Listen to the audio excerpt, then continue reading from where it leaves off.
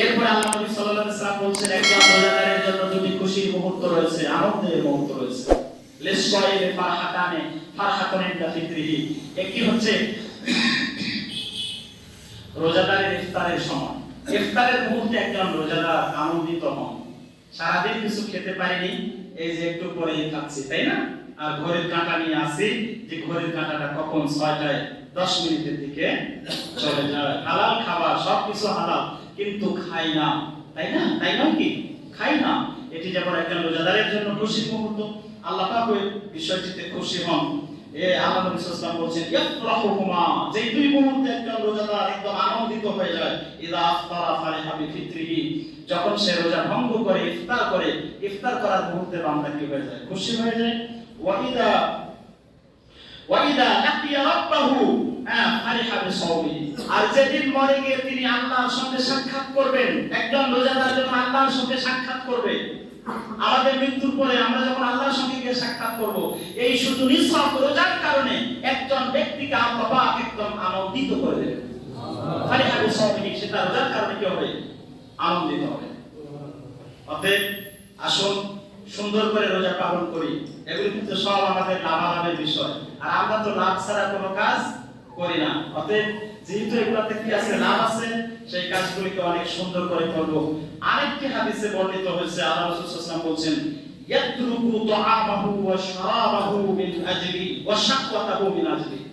আল্লাহ নবী সাল্লাল্লাহু আলাইহি ওয়াসাল্লাম বলেন, এই যে ব্যক্তিটা, এই বান্দাটা, সে খায় না, পান করে না, এবং তার যৌন সম্ভোগের যে বিষয়গুলি আছে, তৃপ্তিদায়ক যে বিষয়গুলি আছে, সবকিছুকে সে বর্জন করেছে। এর একমাত্র কারণ হচ্ছে আল্লাহ সুবহানাহু ওয়া তাআলাকে এই লোকগুলি রাজি করতে চায় এবং খুশি করতে চায়। আল্লাহকে রাজি করতে চায় এবং খুশি করতে চায় বলে খায় না, কি করে না? ছোট বাচ্চাগুলো পিটাইলে খায় না। ছোট বাচ্চাগুলো জানে যে খাইলে কি হয় না? রোজা হয় না, ওগুলোও খায় না। আর বড় মানুষ খাবে কি? ঘরের মধ্যে কত একাকী থাকি, কত সুযোগ আমাদের পানি পানের থাকে না? কিন্তু একজন রোজাদার কি খাবে? পানি খাবে। এইটাকে টেনে নিয়ে যেতে হবে আমাদের কোথায়? বাকি 11 মাসে যে ভয় আল্লাহকে এখানে করতে শিখছি, এটার মানেই তো হচ্ছে রোজা আমাদেরকে কি শেখাতে এসেছে? আল্লাহকে বলা আল্লাহকুম তাত্তাকুন, যেন তোমরা আল্লাহকে ভয় করতে শেখো। আর এই যে আমরা ভয় করে চলছি, সত্যিকার এখানে কিন্তু আমরা ভয় করছি, তাই নয় কি? আমাদের বাড়িতে কত খাবার থাকে, আমরা একটু খেয়ে নিলেই পারি, কিন্তু খেয়ে নেই কি?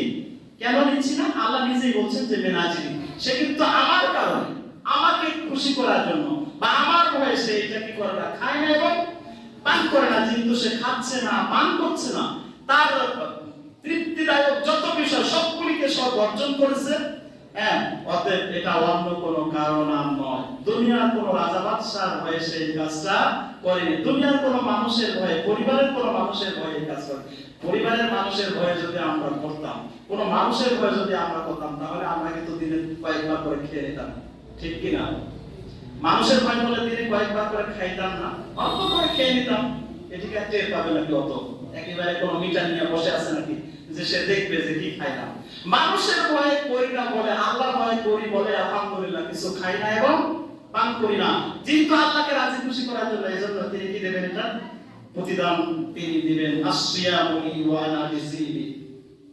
তিনি বলেন রোজা আমার ইবাদত, আমি নিজে প্রতিদান দেব। এরপরে আল্লাহ নবী সাল্লাল্লাহু আলাইহি ওয়াসাল্লাম বলেন ওয়াল হাসানাতু বিআশরি আমসালিহা, প্রত্যেকটি সৎ কাজকে 10 গুণ বৃদ্ধি করে মানুষকে দিয়ে দেওয়া হবে। প্রত্যেকটা সৎ কাজের বিনিময় দেওয়া হবে 10 গুণ বৃদ্ধি করে।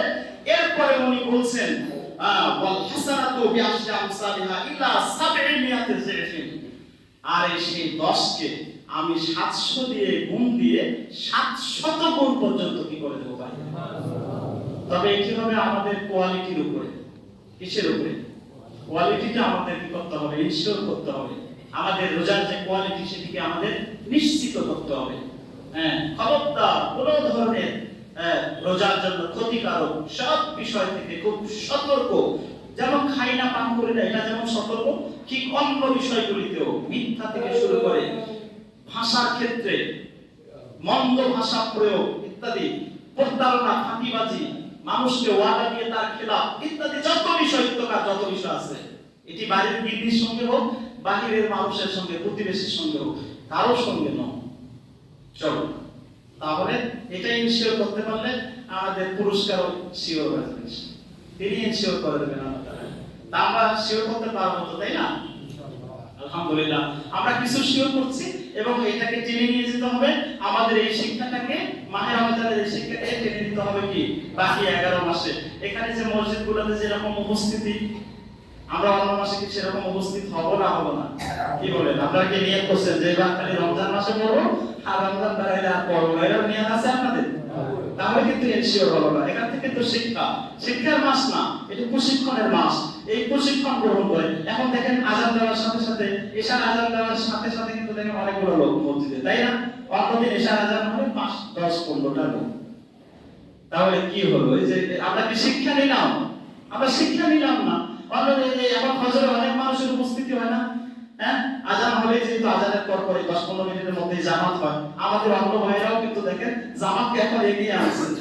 5:45 জামাত হইতো, এখন কয়টায় হয়? 5:15 জামাত হয় না, আধা ঘন্টা এগিয়ে নিয়ে আসছে না? আবার রমজান বেরোলে কিন্তু রমজানের পরের দিন আবার চলে যাবে কোথায়? পরে 6টায় যাবে। কয়টায় যাবে? হ্যাঁ, ওনারাও এগিয়ে নিয়ে এসছে, হ্যাঁ, সুবিধার জন্য। না হলে ঘুম কম হয়, ঠিক আছে, একটু অসুবিধা হয়। অথচ নামাজ যে একটু মানে ছোট সাদেকের মধ্যেই পড়তে হবে, একটু অন্ধকারে পড়তে হবে, সেটা জানেন।